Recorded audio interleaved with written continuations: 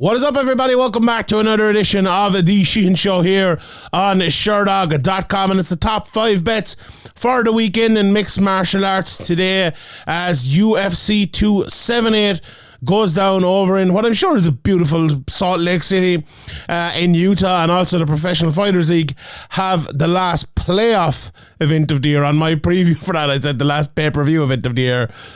You know, I say words sometimes. Yeah, you don't know what's going to come out. But anyway, it's the last playoff event of the year. Although are the finals considered the playoffs? I don't know how these American sports work. But anyway, the three playoff events will end and culminate this weekend. And I have a few bets from that. Actually, 3 bets from the PFL and 2 bets from the UFC. I feel like the PFL these days, maybe because I cover a little bit more and do the previews here, it's a little bit easier to kind of bet on or to look for.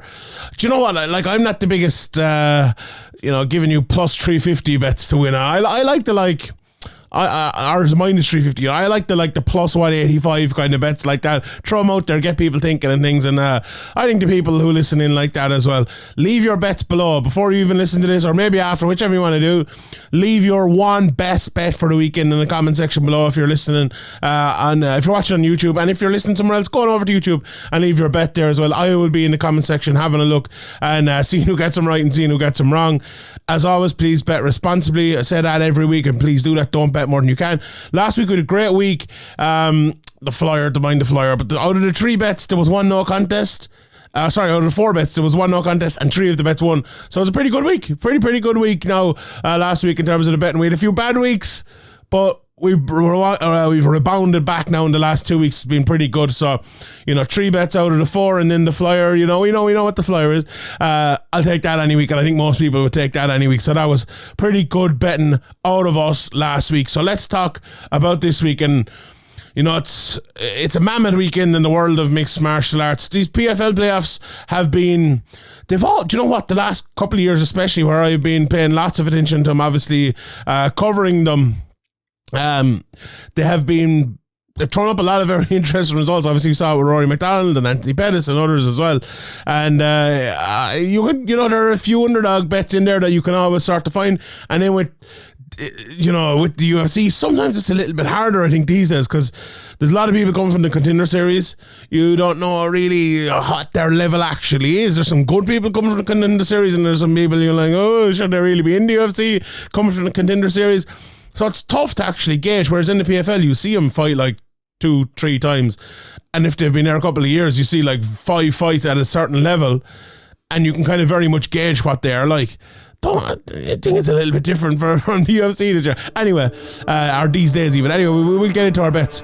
And my first bet, actually, I'll get straight into it, is someone who I've plenty of a gauge on, because I've seen him fight plenty of times, and that is Jose Aldo Jr., and he is plus 115. I'm looking at it right now.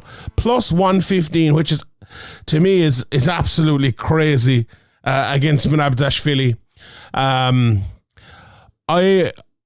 think Jose Aldo, let me just look at Dvalishvili's price, minus 135. Now, they're not too far away in a few different places. I see here, like, one place has it minus 120, or plus 105 for Aldo. So it's a little closer in some places. And I think the betting is it should be close, but I think it should be the other way around with Aldo as the favourite. Like, this is, look, I don't want to get into a full breakdown of analysis or anything, because that isn't the show for this, but I think Dvalishvili is one of these guys that's been really analysed badly over the last while. I saw my guy Andy Hickey put up a stat there the other day on Twitter about, I think he had, I can't remember exactly what it was. Maybe my guy John will be able to pull it up here and put it up. But it was something like 197 takedowns in his last 5 fights, something like that. Maybe it's not that crazy, but a lot of takedowns in a very few fights. And like, if you look at that, right, first of all, he's fighting Jose Aldo. Jose Aldo has, in my opinion, the greatest takedown defense in the history of the UFC. Now, will it be the same at this age and against this sort of lad? We'll find out on Saturday night. But that is, to me, I don't think many people would disagree with that, if we're being honest. Like, if you're talking about a non-wrestler, let's say, who is, not wrestling himself, or, not many people are trying to take down very, very good wrestlers anyway. So as a guy who is predominantly a striker, I think without a shadow of a doubt, he has the greatest takedown defense in UFC history. I think he's been brilliant at it, right? So you're basically have a style that is takedown against a guy who's stopping takedowns is his forte, if we're being honest, right? And on the other side of it, right, and the main point of it, which is better, right? One takedown per round and have 3 takedowns at the end and win a fight, or have like 47 takedowns in a fight. I would say 3 takedowns are probably better than maybe 47's a lot now, but let's say 17, where you have 7 takedowns, 5 takedowns, 5 takedowns. If you're taking someone down, I talk about judging all the time. Obviously, it's to take them down, not just hold them down, but land damage when you get them down. If you're taking someone down, they're getting back up. They're waiting 45 seconds, taking them down, they're getting back up again. There's not much scoring there. Like, if you look at the criteria, you look at how fights are scored. Okay, if there's big impactful suplexes and stuff, absolutely they do score. But just taking a guy down over and over and over again is I would say that's the exact opposite of effective grappling. Honestly, like, effective grappling is putting a guy in a very compromising position where you're going to submit him, where you're going to land big strikes on him, and effective grappling is more so on the submission side of it, where you have, someone in a rear naked choke or whatever.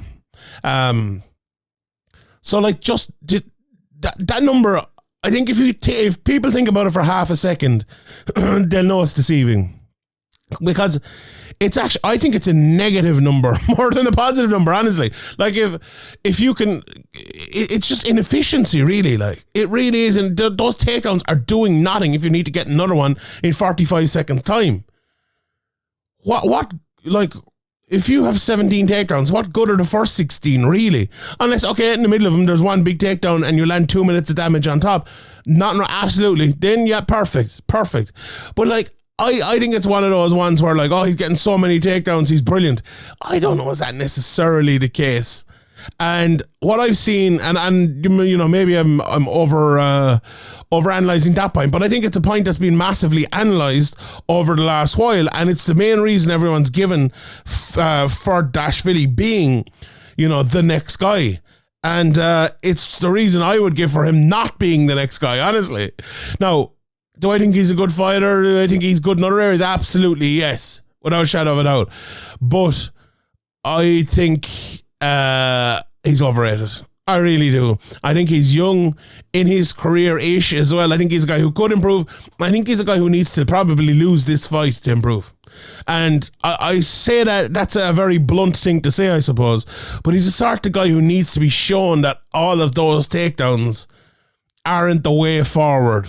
Like, they will. It mightn't be Aldo. I think it will be Aldo. That's why I'm giving him as a bet. But it mightn't be Aldo. It might be someone else who you take down, they knock you down at the end of the round. Cheeto Vera would be the perfect example. Look at him against Font. He was losing, bang, knocked down, lost the round. If he had 7 takedowns against Cheeto Vera knocked him down at the end of the round, Cheeto Vera will win that round. So that is the sort of fight. I'm not saying necessarily Cheeto either or Aldo, but a fight like that will happen, I think, for Dvalishvili. Now, all around, is he as good a striker as Aldo? No, I don't think so. Look at the problems he had at the start against Marlon Moraes. Big issues, took a lot of shots, barely survived that. And, we know what Moraes is at that stage of his career, then we know what happened in that fight. If he gets in that position against Jose Aldo, it's curtains. He will lose that fight with 100%. So you're looking at a guy who's the best takedown defense of all time, against a guy who's predominantly a takedown artist, who he's a much better striker than. That's a pretty that's pretty self-explanatory. Like, I have to, if any logic at all tells me who I'm going to bet on, who I'm going to pick to win this fight, based on what I just said, it has to be Jose Aldo. So plus 115, I think that's a great price. I honestly think that's a brilliant price. I really, really do. Where's this fight at? Salt Lake City. The one issue I might have, right? The one issue I might have with that is I don't know who's going to be judging. And if it's local Salt Lake City judges, let's say like Texas judges or whatever like that, we might have a problem. Whereas if you're getting Sal D'Amato and you're getting, Chris Lee and, whoever it might be in there judging, I think we'll be okay.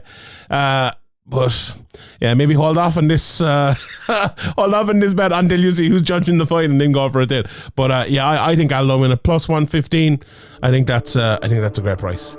Right, let's turn over to my next bet, and I'm going straight to the UFC main event for the next bet. I'm going for Kamaru Usman to win inside the distance at plus 290. And let me just check that again. I looked at this last night. Let me just check if it's still the same price here. So yeah, plus 290. Yeah, still plus 290 here. I see it's plus 240, plus 200 even in some places. But I really like this bet, and there's a couple of reasons I like it. If you look at Edwards, okay, he's lost 3 times. Obviously, twice by decision to Usman himself, and then another one was like it was a DQ or something. So he's never been stopped before, which is kind of goes against my bet there, no problem. But I just think like the fight against Nathan Diaz, where he got hit late and looked a bit dodgy late, was a big factor for me, and I don't think you can do something like that against an Usman. He has the experience. He's won a fight in the last minute of the third round. He's won fights by a third round decision, 5-round decision. He's won fights in the third round. I wouldn't say he necessarily has. No, he's very good cardio. In fact, I don't think he has bad cardio at all. But I think against a guy like Usman, who look what is Diaz, right? Diaz is a guy who sticks in there, pushes you the pace against you, or makes you push the pace against him, and makes a kind of not even necessarily a war of attrition, but they used to say a war of nutrition. When it's like who is the fittest guy in there who can keep going for. I feel like that's the way Diaz pushes guys, and I think in a different sort of way, Usman does it the same. Like I think his wrestling, his newfound punching power, his upping of the pace, because I don't think he, if you look at Usman, especially at the start of the fights, I wouldn't say he's a mad pace, but it feels like he pace ups as the fight goes. It feels like his output ups as the fight goes. It feels like his power ups as the fight goes. And if you look at some recent fights, he finished Gilbert Burns in the third, Masvidal in the second, finished Colby in the fifth. He has late finishes, and I don't think this one will be first round knockout to Usman or anything like that. Now maybe it will be. We don't know what happens in mixed martial arts, but I just think fighting a 5-round fight against Usman is very difficult. It is very, very difficult, especially when it's your first fight against him. Like you look at the Masvidal first fight. He came in there very defensive, taking on short notice, and he knew he was going to lose. The second fight, he opened up a little bit more, ended up getting finished in the second. The Colby fight was the opposite then. He got finished late in the fifth, was a little bit more held back, and we saw what happened in the second fight then. I think against... Right, if you look at it, and a big part of my thinking on this as well is, what does Leon Edwards have to do to beat Usman? Okay, first of all, I think he needs to stay away from the wrestling. And to do that, I think he will have to kind of push a pace on Usman, because he will either get pushed back and taken down, or he will get jabbed from the outside if he's too far out, and it'll be the same case anyway. He'll just lose a jabbing match from very far out. So I think he needs to be in the pocket a little bit and push that pace forward, so as not to be at the end of the jab, so as not to be right there for takedowns. And if he does that, that's going to have to be a very high pace. Leon Edwards is very good in that area as well. I think it's his best area. I think it's his best way to win the fight. He has lovely elbows, very fast hands in there, and he's not the hardest hitter in the world, but hits hard in there as well. And he's someone said to me about Leon Edwards right before. he's probably the best fighter in the UFC at being good at everything but not being the best at anything, right? So the best, you would say, an all-rounder. They have them in cricket. They're all-rounders. Not the best bowlers. They're not the best batsmen. But if you have to bowl and bat, they're the best at that, right? That to me is what Leon Edwards is. He doesn't have the best jiu-jitsu, doesn't have the best wrestling, doesn't have the best striking, doesn't have the best clinch, but he's good at everywhere. He's a good clinch. He's good wrestling. He's good striking. Very good elbows. Maybe the elbows are the one side of it where he is very, very good. And that's dangerous. The problem is, you look at Usman, brilliant wrestling. I'd say his striking is after turning to, I wouldn't say he has as wide of an array as striking as Edwards, but I think his striking is more effective than Edwards is. I think it's brilliant now. He's brilliant against the clinch. Obviously, when the fight gets to the ground after wrestling, he's brilliant there as well. And that is a big problem here for Edwards. And that's been my thing since this fight started. Like, I'm not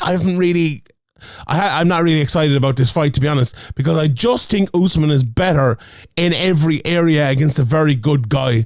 And I find it very hard to see how Edwards is going to win, if I'm being honest. As I always say, I might be wrong. I 100% might be wrong. I know it would give me great joy if someone from this side of the world, if he did win it, it'd be great. Bring it back to Birmingham, UK. I have massive respect for Leon Edwards and his gym and all the guys there. I think they're absolutely fantastic. I have massive respect for Usman as well. Made a better man win. I've no side in the game, really. I just haven't, look at it straight up. I just can't see a way that Edwards beats him. And I think Edwards is not the type of guy who won't go in and try anyway, and that's why I think he'll get finished. I just think he will try to put on a pace. I think he will try to win this fight. Some guys go in there and they're happy to have a championship match and they're happy to fight their 5-round pace, and they're not happy to lose. I wouldn't say that disrespectfully about anyone, but they're not willing enough to go in and take this title from their opponent. I think Edwards will be. I honestly do not. I don't think he will do it, but I think he'll be willing to do it. I think he'd fully go in there and believe. And I think if he has the right game plan, I think that will be to put on that pace. But putting on that pace will get you taken down. Putting on that pace will get you tired. Putting on that pace will probably win you maybe 1 to 3 of the first 3 rounds. Right? So he could win all 3, he could win 2 of them, he could win 1 of them. They could all be close, they could all go either way. But I also think, as I said earlier, with Usman up in that pace as the fight goes, up in the power as the fight goes, if you get a little bit more tired in the 4th and 5th round and he's starting to land those shots on you, that's going to be tough. So that is the main reason why I'm picking Usman to win inside the distance. I think it's a very, very good price as well. Plus 290, I think that's really, really good. So I'm going for that there. Right, we'll pop back to the UFC in a second, but let's talk about my 3 bets from the Professional Fighters League for this weekend. It's another pretty good card, if we're being honest. And the first one I'm going for is from a heavyweight fight, and it's Sofiane Boukichou, who is minus 135 this weekend to beat Stuart Austin. And now, I won't stay massively on this fight because it's not a big fight or anything like that. But I think it's a good bet. Like I like Sofiane Boukichou. Fun fact about maybe the opposite of a fun fact about Sofiane Boukichou, but he broke his leg in a fight against Tom Aspinall in Cage Warriors in February. In 2019, I think, and he was back in 2019 in December to fight against Rug. So he was only out for what was that, like 10 months or something like that, 9 months, and he came back and he fought Rug. What an animal of a man! But a very good fighter coming into the PFL here for the first time. I think he's won his last 3 in a row. Fighting in UAE Warriors, very much a kind of a ground specialist. Has won those last 3 fights, 2 by a rear naked choke, the other was a DQ, so we'll get over that for a fish hook. But he's fought some good guys down through the years. He's lost a couple of big ones, absolutely. He lost to Rug and to Aspinall as well, but I think he's a good all-around fighter, can box, is very, very good on the ground, is good wrestling, big tall guy as well at 6'3". And Stuart Austin, a big tall guy as well at 6'3", 34 years of age, but I haven't really been impressed with him in the PFL, if we're being honest.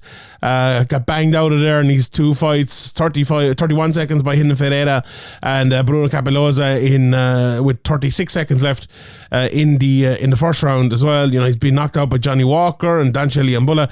Now, he has a win back in the day against Tom Aspinall, but that's 7 years ago. And I just think he's a bit too slow. Like, the one thing I watch in Stuart Austin is he's very slow. And I think a guy like Boukichou will be in there very quickly on him, take him down and get the rear naked choke. Like, I think it will. Now, he's never been submitted. And he has 4 submission wins in his career. And like, all of his wins have been by knockout. Maybe you could say a ground and pound or something here as well. But I think Boukichou is a smart... You watch his fights, he's a smart guy. He waits for his opportunities, gets the fight to the ground when he needs to get it there. And this is not a high class heavyweight fight. It really isn't. I just think Stuart Austin, I think he's done a great thing by getting into the PFL and by probably getting paid, 20-30 grand or whatever to have a few fights in the PFL. And it's absolutely brilliant. I just don't think he is at that level, if I'm being honest. Now, is Boukichou at that level? He's probably closer to that level, I think. And I think he'll win this fight. And if you give me a price, minus 135, even in some places, let me just have a look here. It's a little bit closer. Well, no, that's around the best price you'll get, a minus 135. I like that price, and I would stick at that if anyone is looking for it. So I'm going for that. Right, the next bet from PFL, I'm going for fourth bet of the week. I don't, to be honest now, my flyer, I don't really have a massive flyer, but I like it. I still like it, so I go for it. But my non-flyer, my third bet of the week is Brendan Loughnane against Chris Wade, and he is plus 195. When I saw this price, I couldn't really believe it, if we're being honest. Look, Chris Wade is a very, very good fighter. He kicks a lot, and against wrestlers, he gets taken down a bit because of those kicks, but he's a very good wrestler as well, so, he's well able for that. I think Loughnane, if he's given the opportunity, not only will he take him down, I think he should take him down. And I don't know, like, sitting here right now, I don't know if that would be part of Brendan Loughane's game plan, but I think it should. I think getting on top of Chris Wade for a while from a leg kick, catching onto it, putting him on his back, I think that's a good strategy for Loughnane. Now, don't put yourself in a position where he's going to sweep you or anything like that, maybe, and get out of it if you need to get out of it. But I think he needs to do that. Wade, the one thing is he's very strong. He's, because of the wrestling, he's usually willing to throw more than his opponent, and that is usually not a good thing for most guys. But for Brendan Loughnane, I think that's a good thing. Like, Loughnane is a guy who's known as, he reminds you a little bit of Leon Edwards, I suppose. He's a very good all-arounder. He can fight all around, and it usually wins in most fights, He's a good striker, good wrestler, good on the ground, and all of that. Really, really good everywhere. His injuries have been a big issue for him this season. He came in with a bum knee in the first fight. Then his eye closed up in the second fight, and also it'll be interesting to see what he's like coming into this. I think Loughnane will win. I really do. I think Wade is going to find it hard to take him down.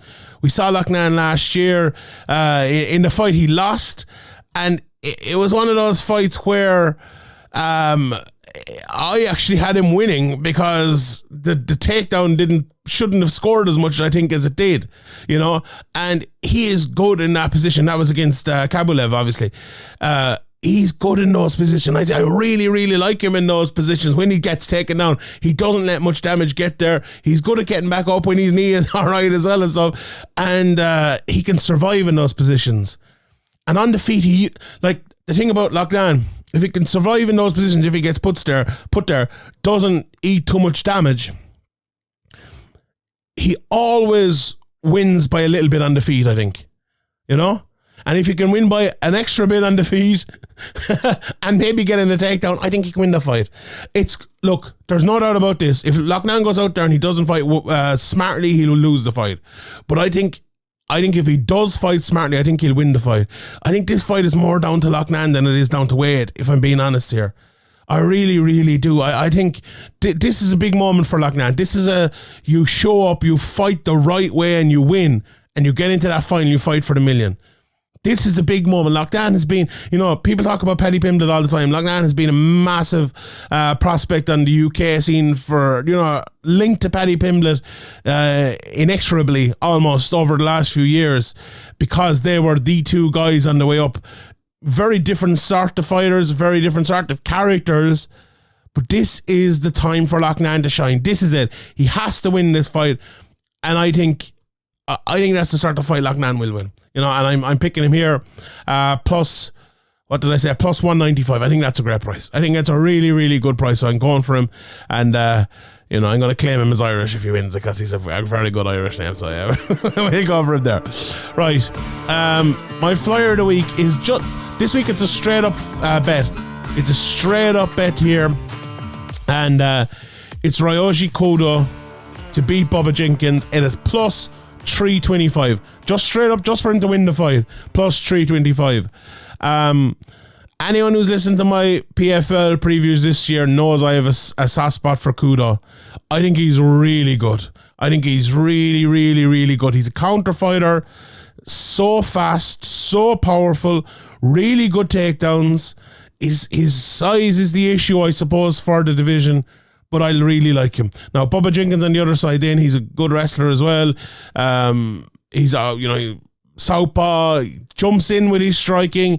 It can be effective, and he's looked more smooth recently. I think he's one of these guys, we see a lot of Bellator wrestlers recently, and we saw Bo Nickel as well, a couple of weeks ago. And, I was having a chat with my good friend Spencer Guide about Bo Nickel, and there was a lot of people coming out and saying, oh, he's ready, he's going to be top 5 within a year, and he'll be fighting Adesanya and all of this sort of stuff. Like, Bo Nickel could be Usman, right?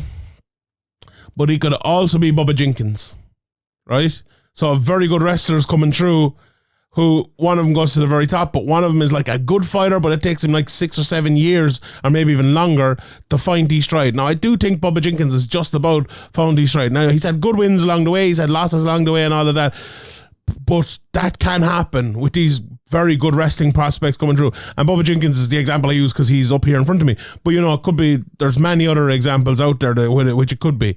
And back to this fight, I just think, I think if Kudo can stop a few early takedowns or be fast enough to use his feet, which I think he will, to keep away from those takedowns, Jenkins' style of kind of jump in striking is manna for heaven for Kudo, because he's a powerful counter striker, and I think he will powerfully counter strike him. And I could really see him knocking him out. I really could. Like, if you look at it, he almost knocked out Loughnane. Brendan Loughnane will probably tell you himself that he was very lucky to win that fight via technical decision when it was stopped in the third round, and went to the scorecards because it passed the halfway point to the fighter, past the end of the second round. Kudo almost 10-8 him in the first round. Loughnane won the second, and it was a very close 3 minutes of fighting in the third that was scored for Loughnane to win that decision. Kudo was the better fighter in that fight for the amount of time we had it. If it was fought as a whole, scored as a whole, which it isn't obviously, but you know what I mean, he absolutely would have won that fight. Went in there, knocked out Flores Garcia as an underdog in 3 minutes. This guy is a very good fighter. A very, very, very good fighter. Trust me. And even if he doesn't win this fight, I hope the PFL bring him back and have him again. He is really, really good. Young as well, like 29 years of age. I think a lot of him. I really do. And I think if he, as I said, I'll say it again, if he can stop those early takedowns, get Jenkins coming in on top of him, I think that plus 320, plus 325 price is going to look very, very good very, very quickly. So I'm going for Ryoji Kudo to win there. Right, let's run through some of the bets. I'll talk about the rest of PFL first. There are a lot of names here that I don't think kind of stand out. Dakota Dicheva is on this minus 900. Just as I record this, actually, I think, a few hours before it, I think an interview went up with Tudor, so check that out. She very, very good prospect coming through, so definitely check her out. But as I said, massive minus 900 favorite there as well. from the undercard, there isn't much more after that stands out massively. The Boukichou Austin fight, obviously we spoke about that, -135, plus 105 for Stuart Austin.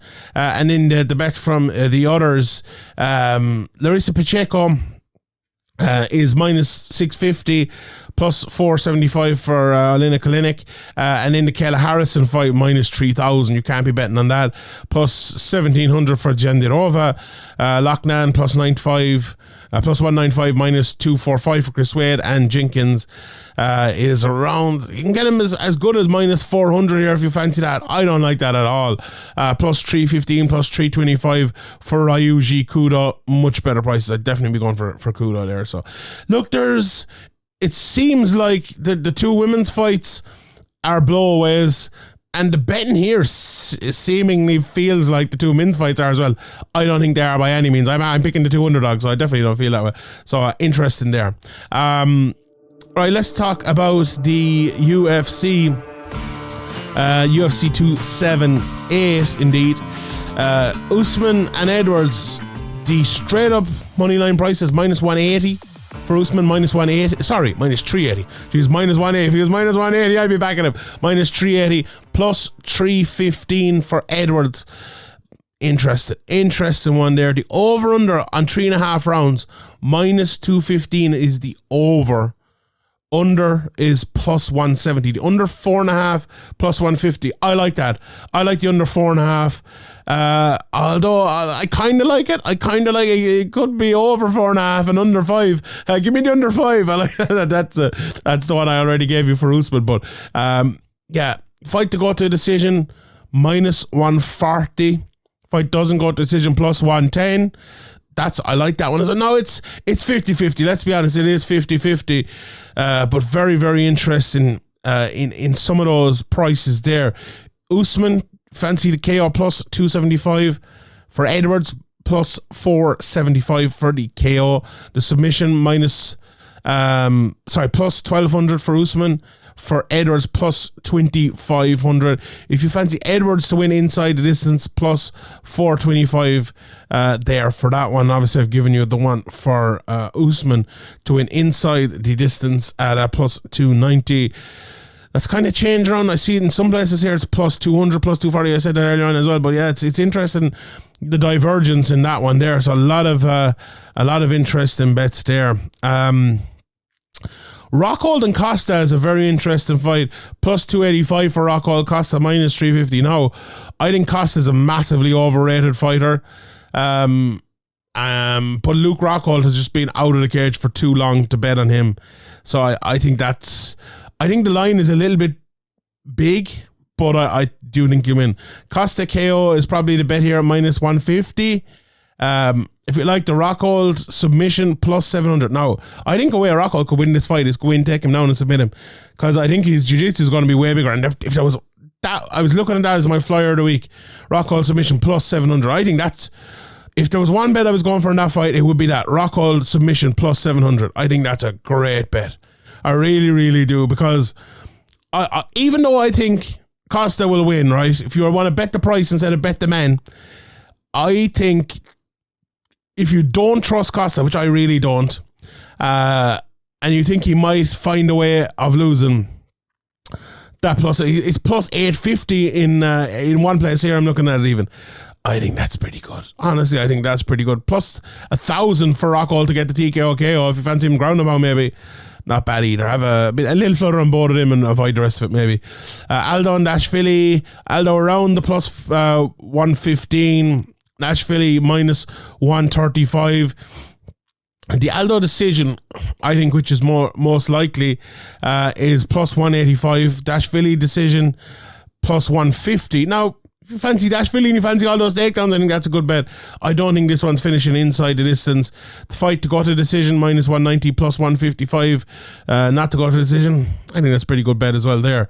Romanov, the big favourite there, -500, plus 385. I fancy the Romanov decision there. Let's see what that price is. Romanov to win by decision is plus 300.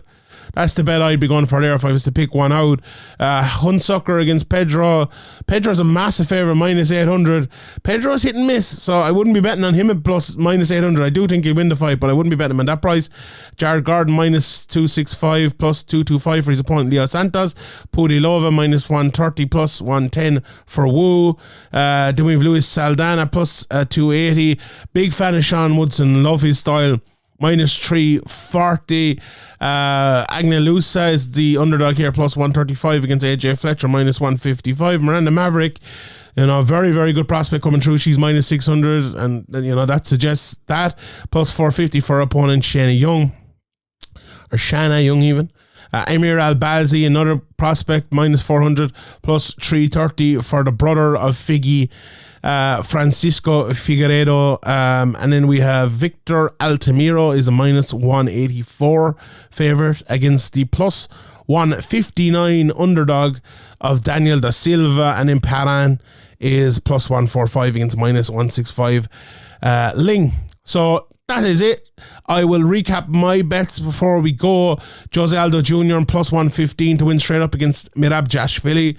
I'm going for Usman inside the distance in the UFC UFC 278 main event against Leon Edwards, a plus 290, minus 135 for Sofiane Boukichou over at PFL. Brendan Loughnane at PFL 2 is plus 195. My flyer of the week is Ryoji Kudo to win straight up against Bubba Jenkins at plus 325. All right, everyone, that is all from me. My name is Sheehan for Sherdog.com. We'll see you all next time.